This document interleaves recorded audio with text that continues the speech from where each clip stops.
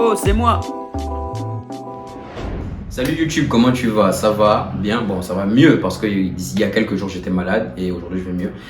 Si j'ai été inactif pendant une longue semaine, c'est parce que mon équipe de tournage elles étaient pas là, elles étaient en vacances, elles doivent décompresser parce que vous savez, je suis pas quelqu'un de facile à vivre, mais bon, je rigole. Voilà, elles ont pris quelques temps pour aller un peu et donc là on revient fort, on va vous envoyer des vidéos en masse quoi. Avant de commencer la vidéo, je vais vous parler d'un bon plan qui s'appelle Chip Exchange. Chip Exchange, c'est quoi? C'est un moyen de transfert d'argent qui est fiable, efficace et rapide. Ça se passe sur WhatsApp. C'est un bon ami à moi qui l'a monté. Il s'appelle Eli. Big up à toi d'ailleurs. D'ailleurs, qui s'affiche quelque part. Je sais pas où encore, mais il s'affichera. Et vous avez les différents tarifs. Et le moyen de rentrer en contact avec lui, c'est par WhatsApp en fait. Vous lui envoyez un message WhatsApp, vous lui dites la somme que vous lui envoyez, vous lui envoyez la somme avec les frais. Si vous recevez sur PayPal, c'est instantanément que vous recevez l'argent. Donc c'est encore plus rapide que ce que vous avez connu auparavant. Et ici c'est par virement bancaire, c'est entre 2 à 3 jours ouvrés. Pour ceux qui sont au Gabon, c'est possible aussi d'envoyer, naturellement vu que c'est entre ces trois pays. Mais pour envoyer vos sous, il y a un numéro Airtel Money. Vous avez juste qu'à le contacter sur le juste K. Et qui est langue de fourche, je disais, vous avez juste à le contacter sur WhatsApp, il vous donnera plus d'informations et sur toute la procédure à suivre, mesdames et messieurs. Ok, on se retrouve aujourd'hui pour une nouvelle vidéo qui est intitulée La fois où j'ai failli perdre ma vie. Une nouvelle fois. Ma vie, j'ai quand même beaucoup failli mourir, hein, vous savez, les gars. C'est pas facile.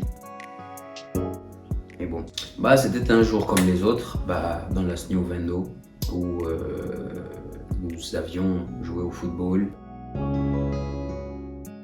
Et après jouer au football, on avait une petite routine en fait. C'était après jouer au foot, on allait souvent à la Super Gab acheter nos gâteaux comme d'habitude. Tu vois, c'était grave, hein, on partait, on sentait, machin et tout, vous marchiez la bande. Donc c'est assez bizarre pour l'aîné des gens, tu vois.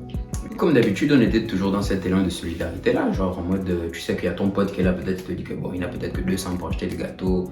Comme toi, tu as une petite fortune de 1000 francs, tu dis vas-y, viens, je te paye, comme on dit ici, tu vois. Et donc c'était un peu ça. Et du coup, après ça, on est allé chez moi, genre devant chez moi.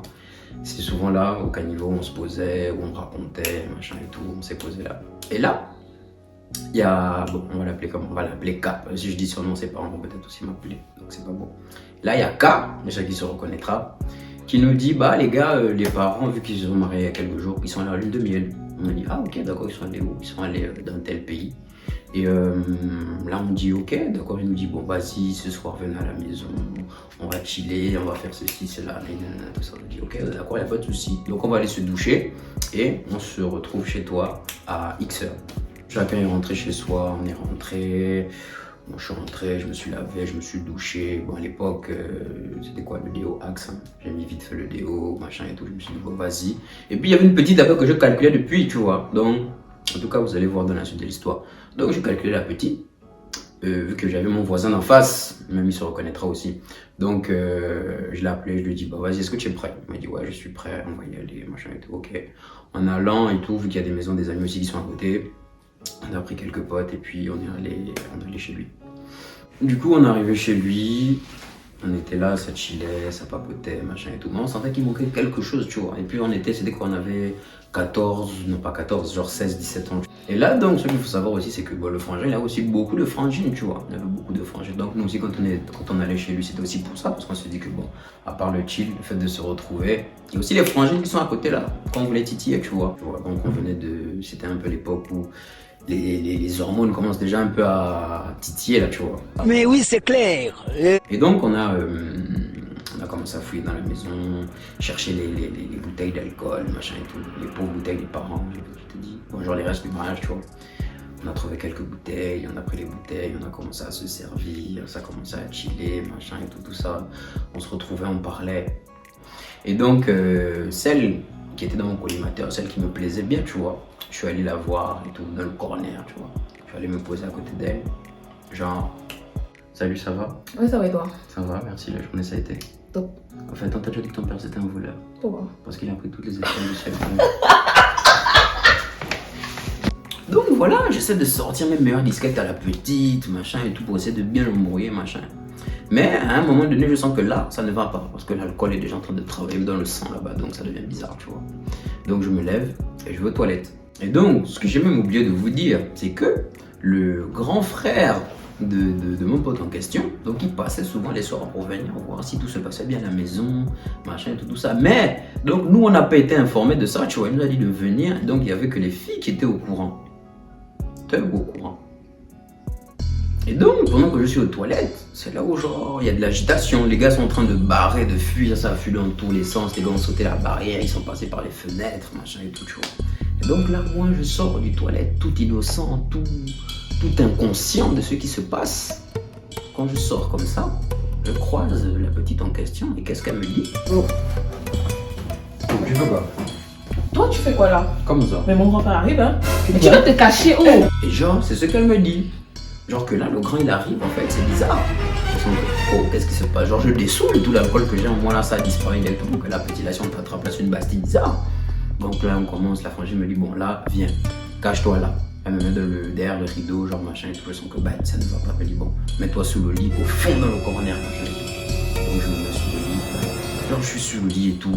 Je suis stressé, j'ai peur que là, ah, gars, si on t'attrape, là, c'est des problèmes. On va te faire un truc bizarre. En plus, son grand, là, il était mal bizarre, tu vois. Il était grave bizarre. Donc, genre, je suis sous le lit. Je suis là sous le lit. Après un moment, j'entends comment la porte s'ouvre. La porte s'ouvre. Il allume la lumière de la chambre comme ça, là. Il arrive, il regarde derrière le rideau. J'étais censé me cacher, hein. Il regarde derrière le rideau comme ça, là. Moi, je suis là, je vois seulement ses pieds, comme il marche.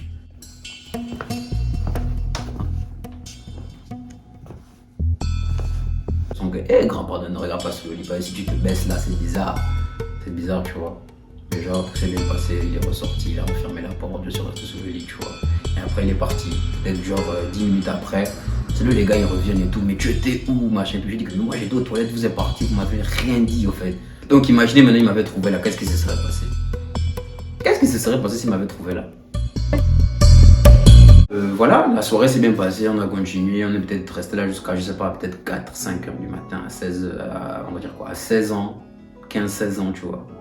On avait une vie bizarre quand même. Mais bon, la soirée s'est bien passée, chacun est rentré chez soi, on a kiffé, et puis c'était sexy. C'est la fin de la vidéo, j'espère que tu as kiffé et que voilà, lâche-moi dans les commentaires et dis-moi ce que tu en penses. Et je voulais faire aussi une spéciale dédicace à mes frangines qui m'ont rapporté ça d'Espagne, avec un gentil petit mot derrière. Et puis voilà, c'est touchant. On se retrouve pour une prochaine vidéo, une autre vibe. Tu veux la suite de l'histoire, prends une feuille, un stylo. Dans le frigo, j'ai rien à graille, mais je m'en bats avec, laisse-moi manger. Attends.